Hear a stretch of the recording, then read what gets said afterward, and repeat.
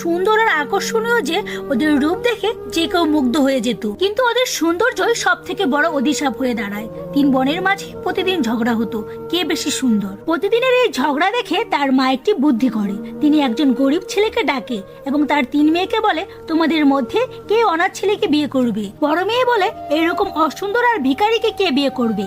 দ্বিতীয় মেয়ে বলে, মা তুমি কি পাগল হয়ে গেছো? আমি তো কোনো ধনীর ছেলেকে বিয়ে করব। ছোট মেয়ে বলে, মা তোমার যদি মনে হয় এই ছেলেই ঠিক আছে, তাহলে আমি এই ছেলেকে বিয়ে করতে রাজি।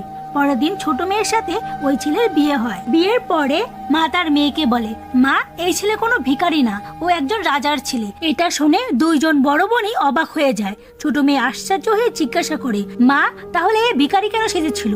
মা বলে, এই নাটক আমি এই জন্যই করেছি কারণ ও আমাকে বলেছিল আমার রানী সেই হবে যার হৃদয় সত্য, সরল এবং সুন্দর হবে। বন্ধুরা, রূপ ক্ষণস্থায়ী কিন্তু হৃদয়ের সৌন্দর্য চিরস্থায়ী।